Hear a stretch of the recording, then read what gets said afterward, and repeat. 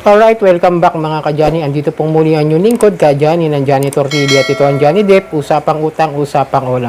So sa mga hindi pa po nakasubscribe, subscribe na po kayo, like, share at hit nyo na yung notification bell para lagi po kayong updated sa mga videos na ginagawa natin about ola review, ola update at ola topic dito sa ating channel.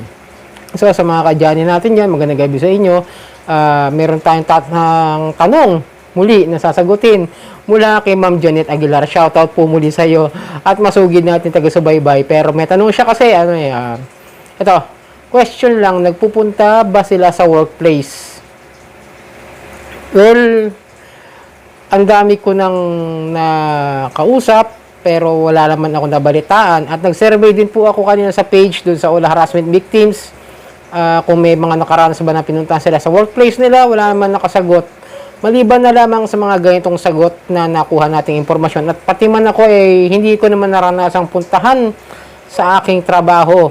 Pero may instances noon na nung sa iyon, nung pumunta sila sa bahay, yung kolektor na dalawang babae nga ang kwento ng kasera namin sa bahay namin sa Caloocan, ang sabi ay nagtatanong kung ano yung address ng aking trabaho, kung saan ako nagtatrabaho dito sa Valenzuela. Pero ang sabi naman ng aming kasera, ay wag na raw puntahan dahil siyempre nasa trabaho, yun ang katwiran ng aming kasera dahil kakilala namin yan talaga at matagal na kaming kaibigan nung may-ari ng bahay namin. Pero sabi nga niya, pumupunta naman daw ng linggo ako doon sa Caloocan. Every weekends naman talaga nagpupunta ako ron.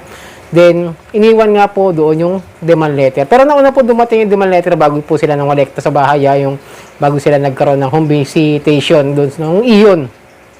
Pero sa ibang ola, wala talaga ako nabalitaan na pumunta sa bahay, sa workplace yan. Wala ako nabalitaan. Kahit sa survey ko kayo na wala po ako na basang nag-comment na may pinuntahan. Then, after that, hindi naman sinabi, basta iniwan na, doon ako nakapag-coordinate at nakapag-cooperate doon sa mga kolektor. Doon ako nakapag-usap dahil may iniwan silang number kung saan ko sila kukontakin para makipag-settle sa kanila. Yun lang. Then, eto kasi ang problema sa workplace. Hindi nga sila nagpupunta, pero once na makakontak sila ng mga nasa contact list ninyo na kasama nyo sa trabaho, kasi meron ding instances dito sa amin sa kumpanya ng pinapasukan ko, may isa akong nakasama doon sa tiga-opisina, bago siya umalis, bago siya mag-resign,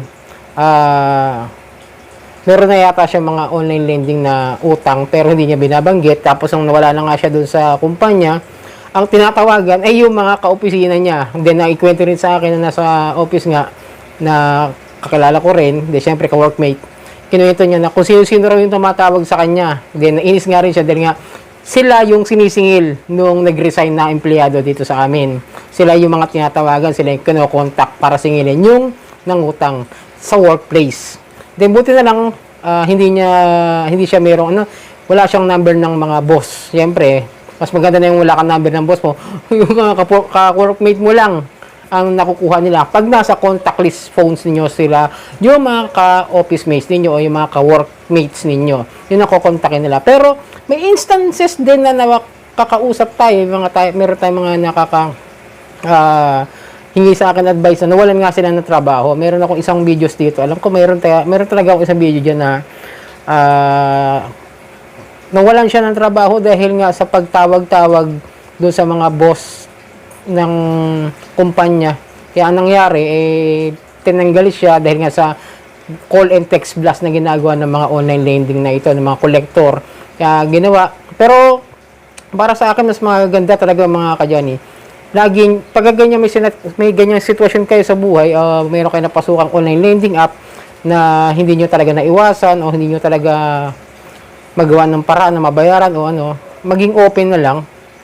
Pero syempre, dahil nga yung hiya, andun kasi yun kumbaga parang pag-uusapan kayo ng mga tao dahil nga sa nangyari. Tapos, ang gagawin kasi ng mga kolektor is sasabihin, ginamit yung mga ka-workmate ninyo. Kaya yun ang nagiging problema. Pero ang totoo dun, talagang hindi naman sila ginamit na reference, kinokontak lang nila yung mga nakuha nilang contact number doon sa phones. Kaya yun nagiging simula ng problema pag nasa workplace no.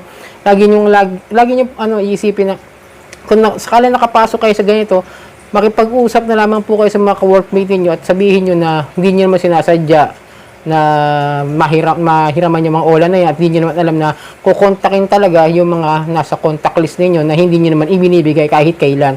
Dahil yun talaga laging ginagawa ng mga OLA agent o OLA collector ay yung paglabag sa data privacy ng inyong cellphones. Kaya ingat kayo lagi sa paghiram-hiram sa mga online lending, mga kadyani.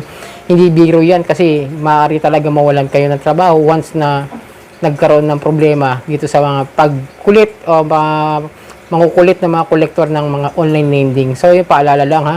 Ako naman, wala naman talaga. Pero totoo, wala naman talaga ako na, wala talaga ako masyado nabalitaan. Nagpunta sila sa work. Wala talaga. As in, parang yung sinasabi na pupunta sa barangay, ganun lang. Pero yung sa home visitation, meron talaga. Like Digido, Iyon, ayan, home credit, yun mga pupunta sa bahay ninyo. So, yun mga kadyani, ito lang muna i-update natin sa inyo. At ito ang inyong lingkod, kadyani, ng Janitor TV. At ito ang Johnny Depp, usapang utang, usapang ulang.